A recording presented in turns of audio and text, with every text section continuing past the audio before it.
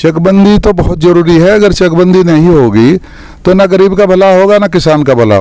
ये जो पेपर मिल है, पहली बार तो यह है आबादी के पास पेपर मिल नहीं होना चाहिए।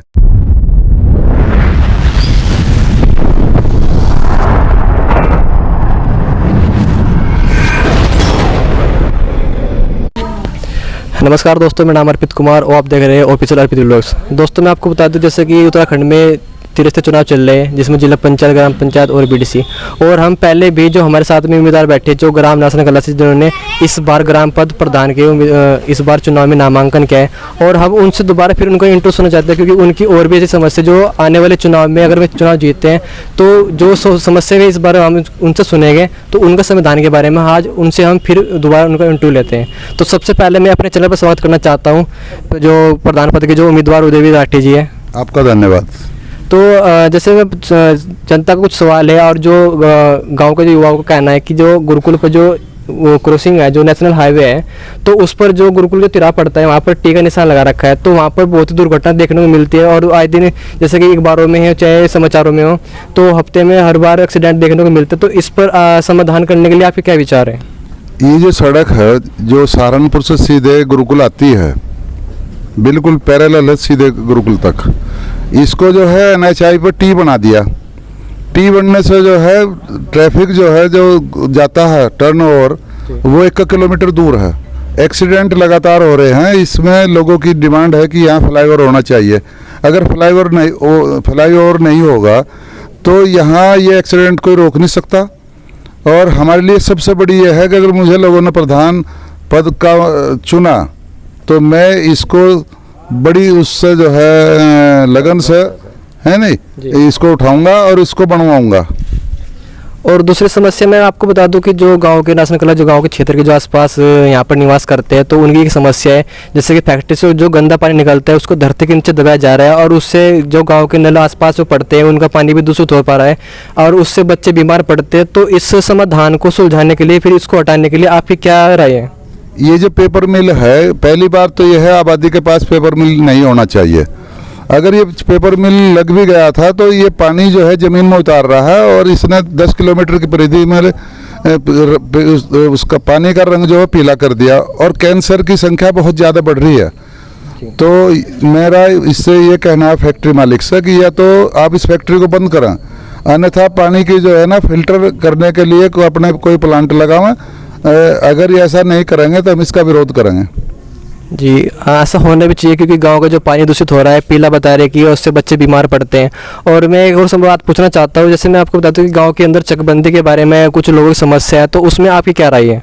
चकबंदी तो बहुत ज़रूरी है। अगर चकबंदी नहीं होगी तो ना गरीब का भला होगा ना किसान का भला होगा।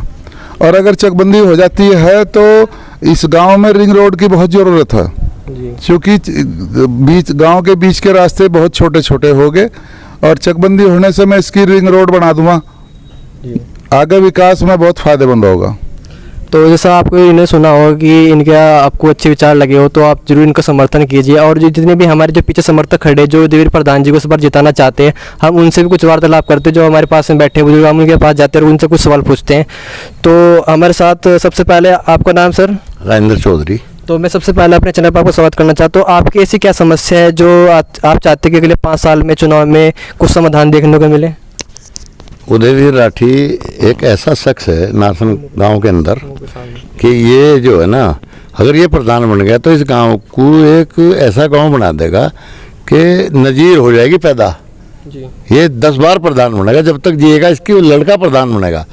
और सबसे बड़ी बात यह है कि हमारा यहाँ एक संस्था है, प्रेम विद्यालय सभा नासन डिग्री कॉलेज।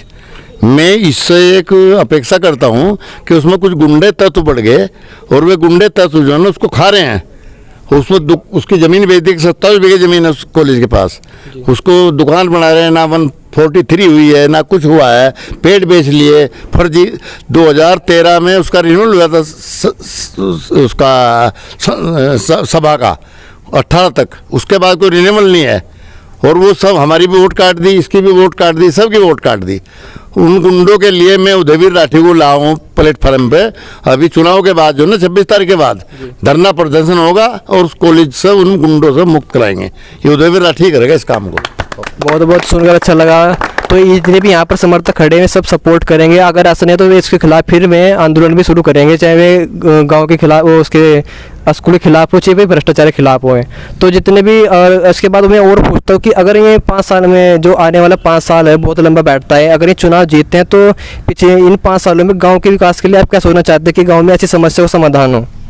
गांव के लिए तो ये लड़का ऐसा है कि जो कर देगा ना, आज तक कोई कर ही नहीं सकता, क्योंकि इसको पूरी नॉलेज है। ये सिपाही से बात नहीं करता है, एसपी से बात करता है, ये डीएम से बात करता है, एसडीएम से बात करता है।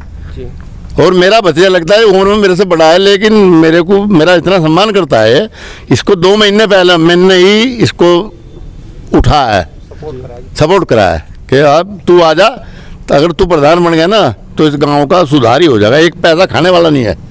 इसका बेटा एक अमेरिका में है, एक बेटा इसका दिल्ली में है, इसके पास पैसे की कोई कमी नहीं है, 1 रुपया नहीं खाने का, मेरी गारंटी है इस बात की।